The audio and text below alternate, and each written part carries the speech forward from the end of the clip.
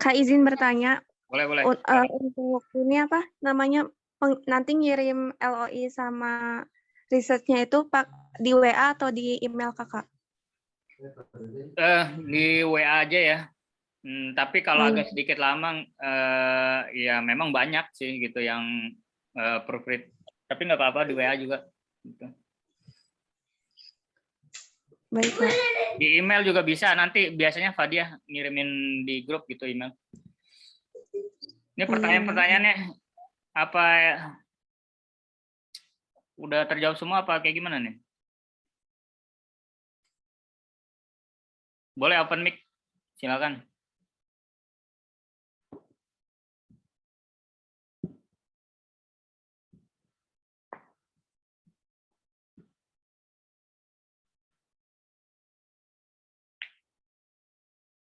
Halo. Fadia kemana ya? Lagi ke kamar mandi, Kak. Oh, kamar mandi ya. Oh, salah. Iya. Oke. Apa nih pertanyaannya? Boleh minta file softwarenya? Itu ada di Google sih semuanya. Yang pertama itu tadi publish or perish, kemudian post viewer, Mendeley, dan udah sih itu aja. Itu beberapa software. Mungkin di beberapa laptop nggak kompatibel ya. Jadi teman-teman harus menyesuaikan gitu. Tapi itu sebenarnya sih cuma shortcut aja. Dalam artian ya teman-teman bisa pakai metode lain gitu. Itu kan cara singkat yang saya ajarkan lah. Kemudian apa nih arsitektur? Udah semua ya, udah yang di kolom chat kayaknya udah semua tadi ditanyain. Oke, mungkin ada pertanyaan lagi. Biasanya di sesi akhir Fadia ini ngadain apa? Foto bersama gitu. Tapi silakan kalau ada pertanyaan teman-teman. Oh iya, saya lupa nunjukin ini ya, LOI saya. Iya.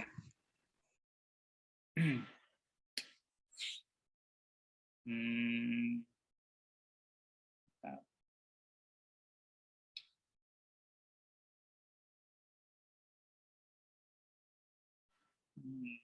ini kali ya. Bentar.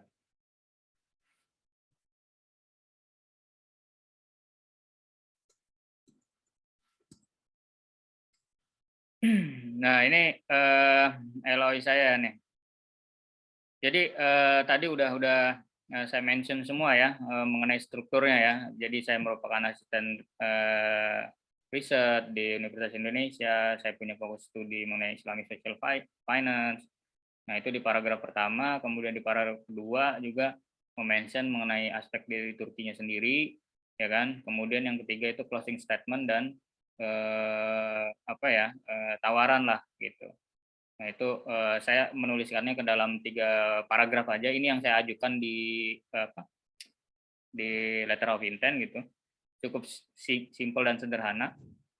Cuman saya meng-highlight semua aspek-aspek pentingnya itu ke dalam 3 paragraf gitu kan. Nah ini sebenarnya ada contoh lain ya letter of intent-nya. Cuman saya tidak melihat bahwasannya yang di contoh kedua ini kurang sederhana dan powerful gitu kalimatnya, meskipun saya udah prepare gitu gitu. Tapi saya memilih yang pertama gitu. Nah ini dia ada 5 paragraf gitu ya. Kemudian academic study ini subject of study, semuanya tadi udah saya jelaskan gitu, aspek-aspek pentingnya apa aja gitu ya. Jadi memang ini aspek-aspek pentingnya. Kayak misalkan ini saya ngutip nih, ini profesor ya, profesor yang ada di Turki. Itu juga kenapa saya bilang teman-teman harus mempelajari sekolah-sekolah yang ada di Turki itu siapa aja yang punya fokus penelitian yang sama dengan kita seperti itu. Nah ini namanya Profesor Monzerkaf gitu ya dari IZU gitu. Kemudian teman-teman juga menggali data-data informasi gitu terkait subjek penelitian teman-teman gitu kan. Nah ini pertanyaannya beda nih kalau misalkan di 2022 tuh riset question ya, tapi kalau di 2019 itu working title gitu. Tapi sebenarnya kayaknya nggak jauh berbeda sih maksud dan tujuannya gitu. Tapi kenapa dia pakai termnya itu riset question gitu kan? Yang namanya question kan pertanyaan ya. Di akhirnya itu pasti tanda tanya seperti itu. Apakah hanya beda bahasa aja atau seperti apa seperti itu. Tapi memang overall dalam pertanyaan kedua, baik itu working title atau research question, itu harus mewakili subjek penelitian kita. Sebenarnya intinya apa sih gitu kan. Nah, kemudian kata-kata yang pentingnya itu apa terhadap aspek penelitian kita. Nah, itu di highlight. Kemudian untuk analisis problem tadi juga udah sedikit saya ajarkan bagaimana teknik gitu kan. Jadi teman-teman harus mention ya beberapa penelitian terdahulu ya. Mengikuti perdebatan, maksudnya apa? Mengikuti perdebatan. Nah, ini tadi kan saya udah mendownload ya. Misalkan ini nih perdebatan yang dimaksud tuh begini. Ini kan ada banyak paper nih. Oke. Yang dimaksud dengan perdebatan itu adalah kalian itu membaca semua kesimpulan mereka. Misalnya kesimpulan mereka terhadap aspek ekonomi itu apa yang dikritisin gitu kan. Paper pertama kalian catat misalkan. Dia mengatakan bahwasannya problem ekonomi itu soal distribusi gitu kan. Kelangkaan distribusi. Kalian klik lagi paper kedua. Oh, ternyata dalam ekonomi itu problemnya bukan distribusi, tapi supply and demand gitu misalkan. Nah, itu yang dikatakan perdebatan. Jadi beberapa kesimpulan dari paper itu, perbedaan mereka itu yang menjadikan landasan teman-teman gitu ya. Itu kemudian tadi mana ya? Sorry.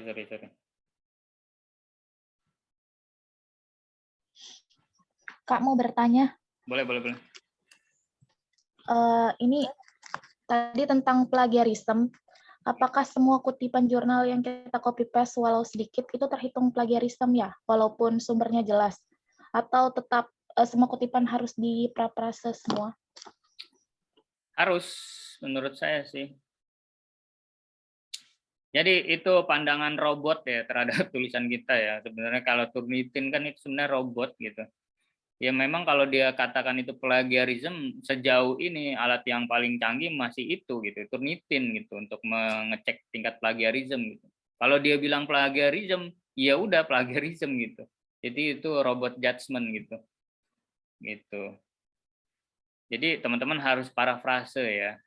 Kecuali ini, bahkan begini ya, kalaupun teman-teman tuh ngetik gitu pakai kalimat teman-teman sendiri, kalau kata robot plagiarism ya plagiarism gitu, karena udah ada kalimat itu di tulisan lain seperti itu. Nah itu kelemahannya robot kan, walaupun kita berorganisasi, ini ketikan saya sendiri nih Pak ya, tapi ketikan kamu itu sama menurut robot ini gitu kan. Nah itu kelemahannya robot, dia kan pakai kacamata yang dia punya aja, robot yang namanya robot ya kan, bukan manusia gitu. Nah, kemudian ini kan literatur review nih. Nah ini teman-teman tinggal paste aja kan, tadi kan gampang kan udah saya ini. Nah ini mengenai academic contribution, nah teman-teman ntar tinggal list aja gitu, kira-kira apa yang bisa dikontribusikan terhadap penelitian teman-teman. Itu sih menurut saya. Teknisnya juga tadi udah saya ajarkan kan, tinggal teman-teman nanti mengembangkan lebih jauh lah. Tuh. Kak Andi izin bertanya. Silakan. Ini kan di LOA itu yang di paragraf pertama kan harus menghadirkan kayak aktivitas terakhir ya. Kayak contohnya kakak kan asisten penelitian. Nah kalau saya kan nggak fokus di sana ya, tapi saya setelah lulus itu mengikuti training kaderisasi ulama yang mana 6 bulan di sana kita ini dilatih untuk menghasilkan satu jurnal dan mempresentasikannya di universitas dan pondok di Indonesia gitu. Boleh nggak Kak saya meletakkan itu di paragraf pertama? Boleh, tapi jangan terlalu detail seperti itu ya. Artinya meskipun tadi nggak terlalu detail, karena space-nya untuk LOI itu sebenarnya garis besarnya aja, tapi bagaimana garis besar itu setidaknya orang yang membacanya itu udah paham lah seperti itu. kalau asisten dosen tuh ngapain gitu. Nah, Oh itu iya. udah ada gambaran. Kalau ikut pelatihan kaderisasi ulama gitu kan, Iya. ada nggak korelasinya dengan subjek penelitian kita? Kalau bisa sih cari yang lebih subjektif ya, lebih lebih mendukung gitu. Kayak misalnya begini, saya kan pernah pertukaran pelajar ke Jepang ya, tapi Iya. enggak tuh saya mention di letter of intent enggak, karena Hmm. memang bukan itu yang ingin dilihat gitu. Jadi kita harus benar-benar pertama mencermati pertanyaannya itu apa, yang diinginkan oleh mereka itu apa, baru kita jawab gitu.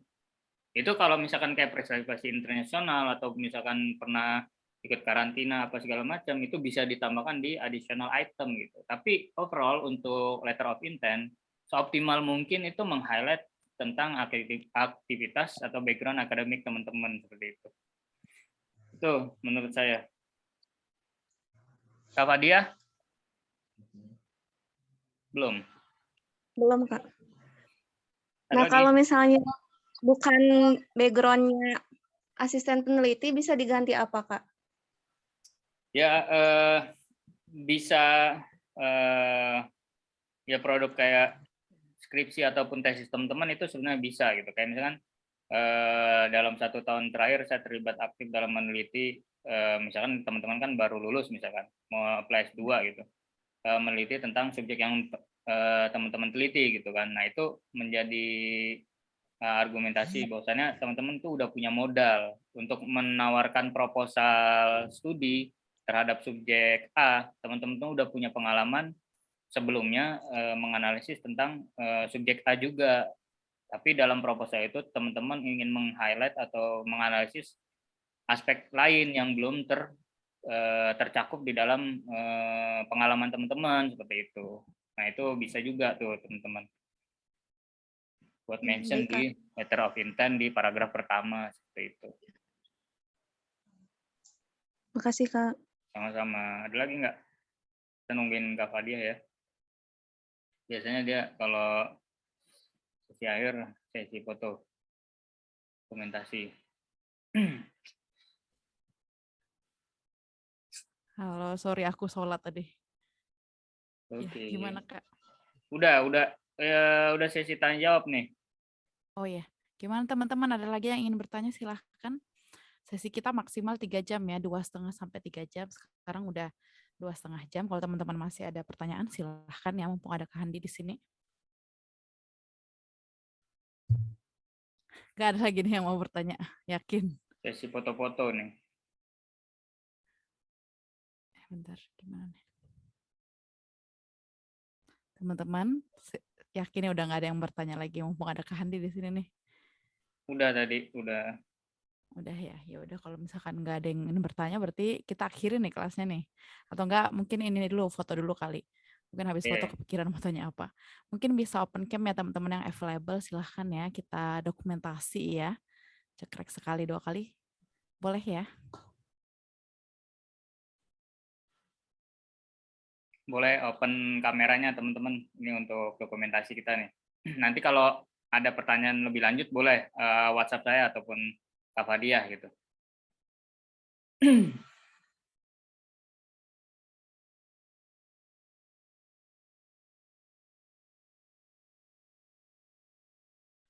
Aku muting dari tadi.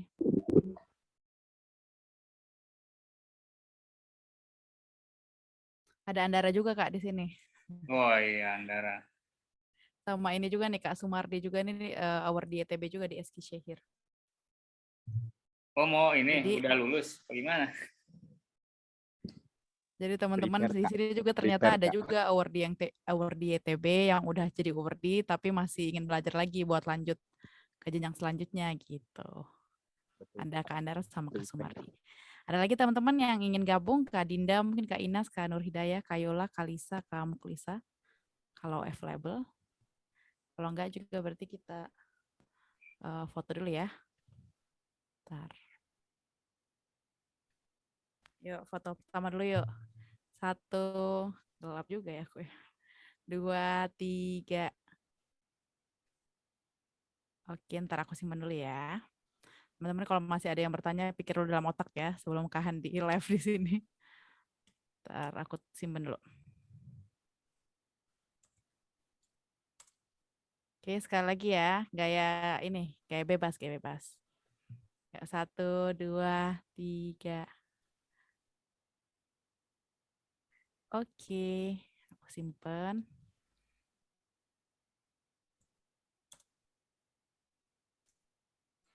Oke ya, saya doakan teman-teman yang sedang berikhtiar semoga diperlancar, semoga semuanya yang ada di sini bisa dipermudah lah dalam aplikasinya nanti. Mudah-mudahan semuanya keterima ya, amin ya. Amin ya rabbal alamin. Kalau ada kata dan tindakan saya yang kurang berkenan atau apa ya, saya mohon maaf lah, ya seperti itu. Kurang lebihnya mohon maaf. Assalamualaikum warahmatullahi wabarakatuh. Waalaikumsalam warahmatullahi wabarakatuh. Oke, makasih banyak Kak Handi. Nggak kerasa ya udah hampir 3 jam juga. Kalau memang teman-teman tidak ada yang ingin bertanya ya, berarti selesai juga sesi kita pada hari ini. Terima kasih banyak kepada tutor kita dan juga teman-teman yang sudah hadir hari ini. Semoga ilmunya berkah dan juga bermanfaat ya. Kalau gitu, kalau ada salah kata kami mohon maaf. Wassalamualaikum warahmatullahi wabarakatuh. Selamat melanjutkan aktivitas kembali. Dadah semuanya. Waalaikumsalam. Waalaikumsalam. Terima kasih banyak Kak Handi. Sama-sama semuanya. Tadi ya, Kandi boleh deh live. Tadi ada yang mau bertanya tentang ilahiyat tadi? Boleh ya? Apa tadi yang jurusan-jurusan boleh? Aku masih available nih. Kak Handi boleh deh live kalau misalkan ada keperluan lain silahkan. Oke, habis ini saya ada acara juga gitu. Oh Iya. iya.